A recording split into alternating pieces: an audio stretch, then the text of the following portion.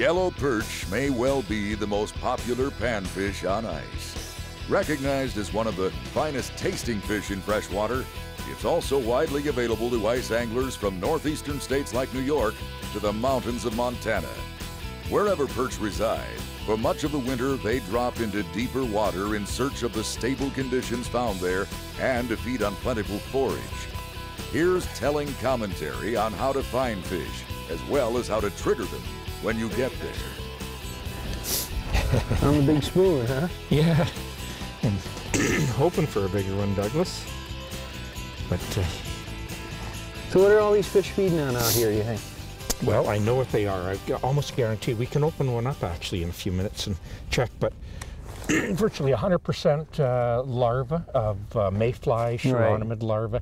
But the other thing that I almost guarantee they'll have in them is crayfish tails, and the crayfish are about this big. And when you're talking the chironomid larva, that's what people basically call the bloodworms. Exactly. They're about maybe 1/2 inch to 3/4 inch long, Yeah. and blood red to brown in many cases. Yeah. And they're an organism that actually sticks themselves up out of the bottom. They're in little burrows in the bottom, and so the fish kind of forage, and that's when they drop into these basins, that's what they're after. There we go. All right, that's a good one. Yeah, That's good fish. big perch. Holy cow. That is good fish. I think that's too big of a perch. Maybe not though. It's. Hey. Wow, Chunko, man. Nice big feet. How long, Gord? You know, I'll bet 12 and a half, get towards 13. Yeah. Now when people talk, you know, another thing about basin fishing, and the reason that fish drop into the basin as you get later in the winter is because of this thing we call the big squeeze. And that means basically that the surface, there's plenty oxygen up high, you know, so they could be shallow, but it also gets colder and colder, and so it forces these fish off of the flats a lot of times.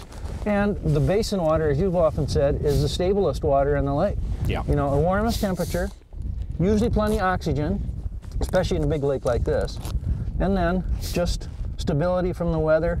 Light doesn't change that drastically, but they can certainly tell that it is changing. And the plentiful food supply laying right in that mud, Doug. Yep. You know, if you put the camera down on any of these rock humps, and you know, in the summertime, crayfish everywhere. Yeah. There's no crayfish right now. And the crayfish have to migrate onto that soft bottom as well. Yep.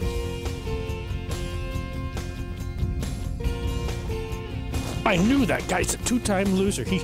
I stung him and he came back and hit it again. Really? I can't believe that. Oh, nice one. Look at that. Oh. There we go. On the spoon again, huh? On the spoon. Look, Doug, look, it just swallowed it. And he hit it the first time and missed it, so I dropped back. This is something I kind of learned from you, but for me, I love having a bit of separation between the spoon and the head. Yep. And I think the longer the separation, the better it is. Yeah, but I've not seen that little thing. What is that? Oh, that's my little trick. Oh, yeah? Look at this. It's so neat. Hate showing this. But watch, they can't pull that head off. I can use that head. You can hit it 5 times. Okay, so the head is, that's a treble, and you actually got the, I see. And the neat thing, if you put it on the way, you know, normally through the lips, Yeah. then they pull it off. You can't get that second crack at it. So this way, you take the hook off, stick it through, and that's just like a speed clip on the other end. This is, as you say, a delivery system. It gives flash, vibration, a little noise, and yet when it hangs there, I think that the fish really doesn't even associate it with what he's actually interested in, which was what you were talking about, which is the fish head. Tease him up just a little bit.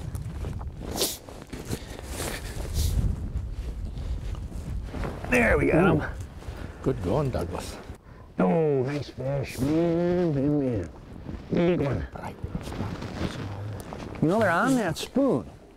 You know, both Ryan was catching them on the same spoon. I've got a buckshot rattle spoon on there right now.